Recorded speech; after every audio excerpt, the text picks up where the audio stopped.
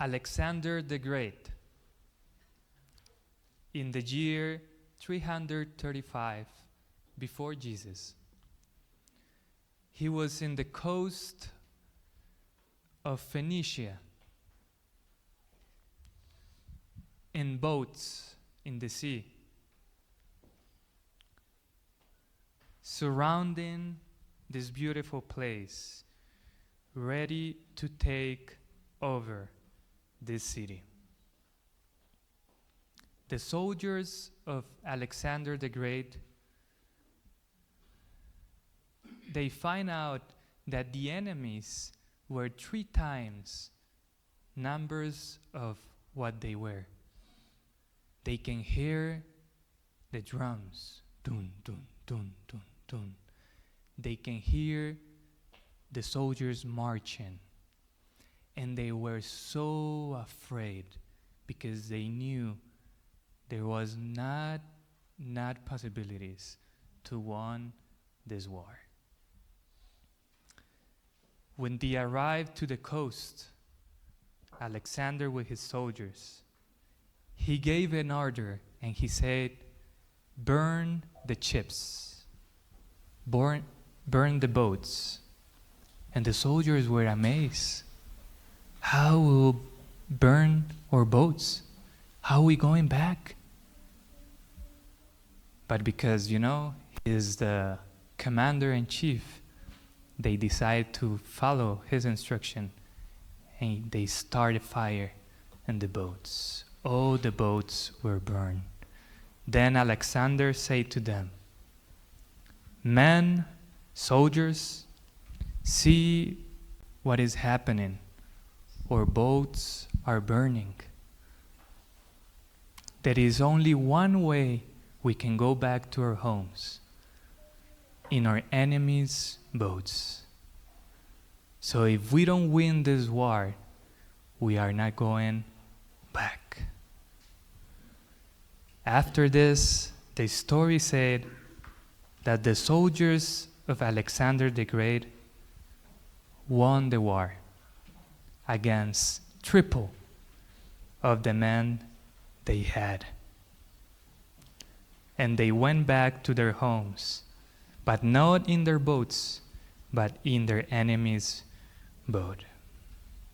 The Bible is full of stories talking about not going back. And there is people who decided to go back, and there is people who were faithful and decided to not go back. Probably you remember the story of Abraham, when he asked his servant to go look a wife for his son. Did you remember this story? And he asked his servant, go look a wife for Isaac. And his servant was afraid, and he said, why? What will happen if this woman decides to not come with me? Should I bring your son back to the land you came from? And Abraham said, no, you cannot go back. We cannot go back. God took me from this land and asked me to go to a different place. And I had decided to not go back. So do not take my son back to that land. But you also remember the story of Lot's wife in Sodom. The angels gave instructions to them to not look back. And when they were running, trying to hide for the destruction that was coming, Lot's wife decided to look back, and she became a statue of salt. Then we have the story of Joseph. He was close to die. And the book of Genesis said that he asked his people to not leave his bones in Egypt. He asked them swear that in the time they were going to go back to Canaan, they would take with them the bones of him, because he don't want to remain in Egypt. And in Exodus chapter 13, verse 19, Bible says that Moses took his bones when they were going to Canaan. And finally, we have the sad story of the people of Israel in the desert. They were going straight to the promised land, and they sent 12 spies to go check the land.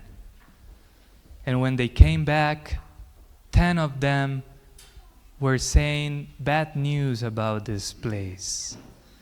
And look what the people say. Go with me to the book of Numbers. Book of Numbers, chapter 14. Book of Numbers, chapter 14, verse 3. Numbers 14:3. Why is the Lord bringing us to this land only to let us fall by the sword? Or wife and children will be taken as plunder. Wouldn't it be better for us to what? To go back to Egypt?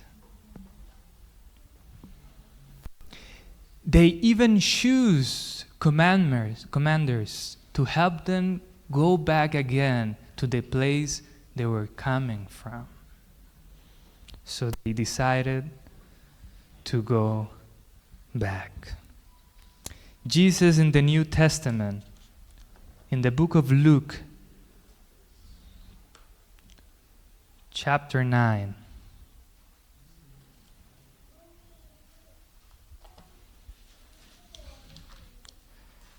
verse 61.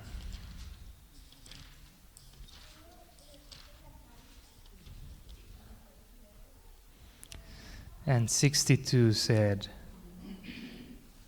still another said, I will follow you, Lord, but first let me go back and say goodbye to my family. Jesus replied, no one who puts his hand to the plow and looks back is fit for service in the kingdom of God. So Jesus talked about not going back. And there is reasons why people decide to go back. There is reasons. One of them is because we forget what God already did for us in the past. Go with me to the book of Nehemiah, chapter 9, verse 17. Book of Nehemiah, chapter 9, verse 17.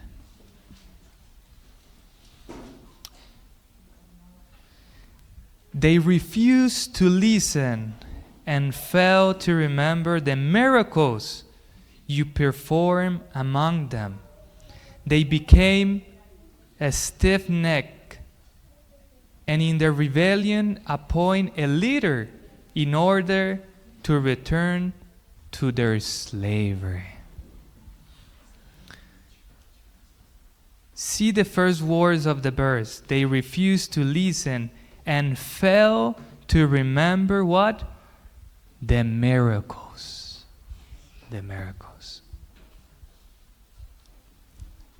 A reason people go back is because they forget to remember the miracles that God has done in their lives. Yeah, we forget. We forget. How many great things God already did for you?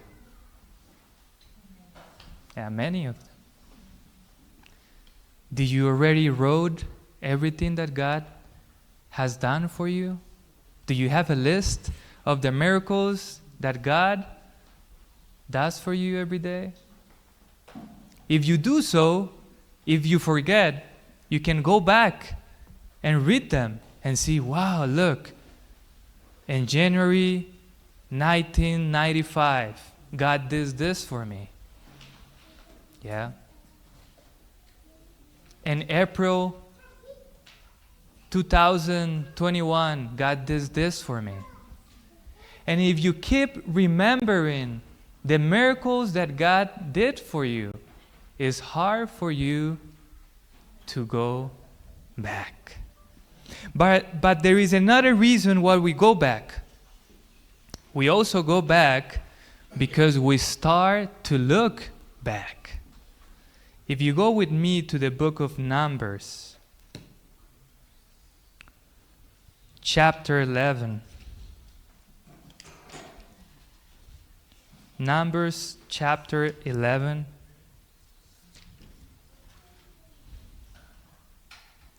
Verse 4 through 6.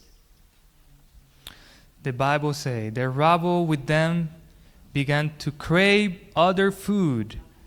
And again the Israelites start wailing and saying, if only we have meat to eat. We remember the fish we ate in Egypt at no cost. Also the cucumbers, melons, leeks, onions, and garlics. But now we have lost our appetite. We never see anything but this manna. You see, when you start to remember the things you did in the past, when you start to look back, and you say, ooh, I remember when I was dancing. I remember when I was hanging out with my friends, saying bad words and having fun with them, doing bad things. I remember. Then your heart will start to go where? Back. And there is a third reason why we go back. And the third reason is that we are afraid of the difficulties of the present. Yeah. The Christian life is not an easy life. Paul, when he talked about the Christian life, he said for us to put the armor. And you know, if you put an armor, it's because you're going to where? To go into war. You are not going to vacation in Cancun. Yeah. Paul knew that the Christian life was a fight. And sometimes the fight can be so strong that we are afraid of the difficulties of the present.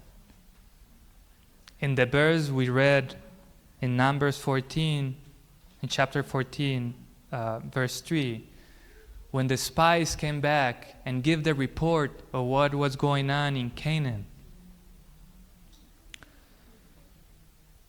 most of the people in Israel, they were so afraid of these giants that were there. They knew that God promised them the land, but they were so afraid that they say, it's not possible. You know what? Let's go where? Let's go back. Let's go back.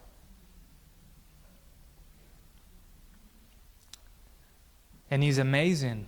God didn't explain to them how they will win the war, how they would take this place. He just says for them, go forward. I will give it to you. But when you start to see the difficulties of the present, the hardship, then you start to be afraid and you start to forget how strong is your God to take you forward and help you conquer whatever is in front of you. So 3 main reasons. You forget the miracle that God has done for you in the past. Second one, you start to look back. And the third one, you are afraid of the difficulties of the present.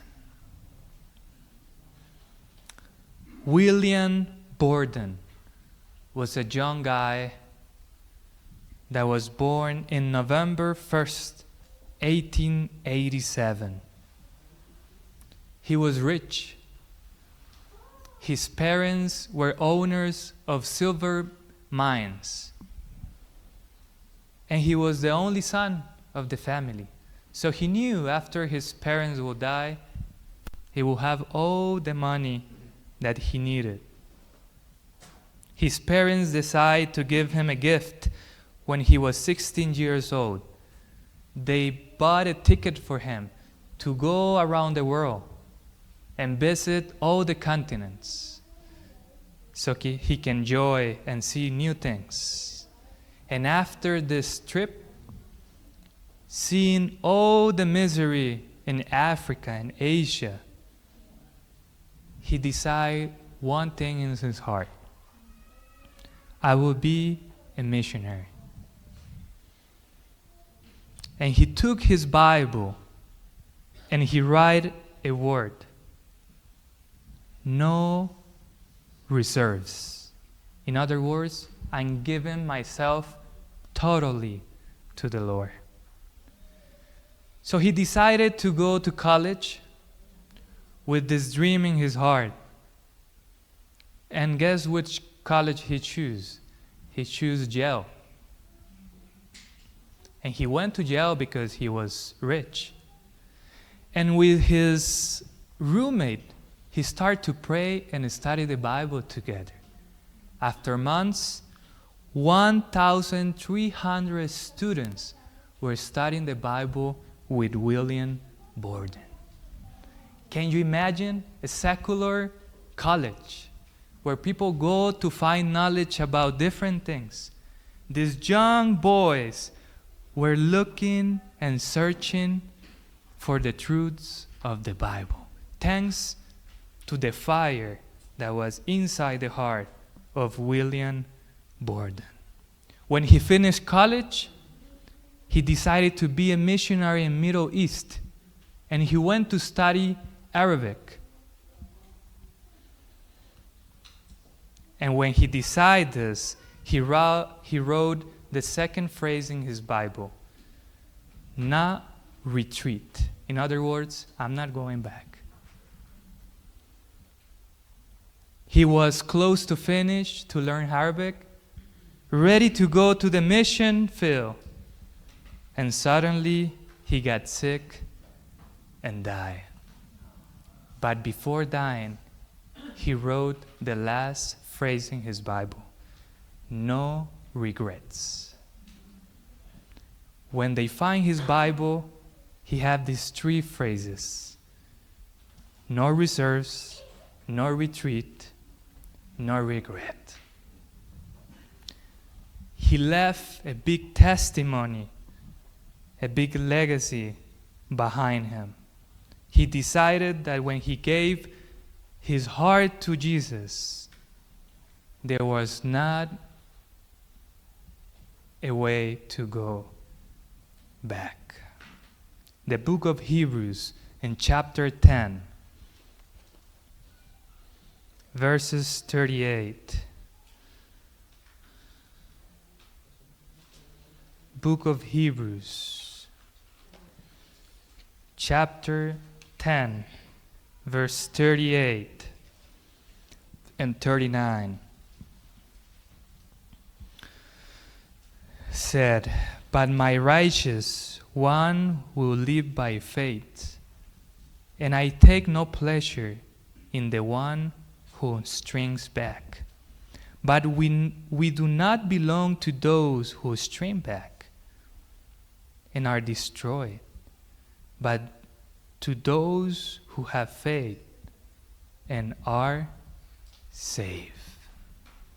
Dear brother and sister, today in this communion, you have the opportunity to reinforce the commitment that one day you made with God.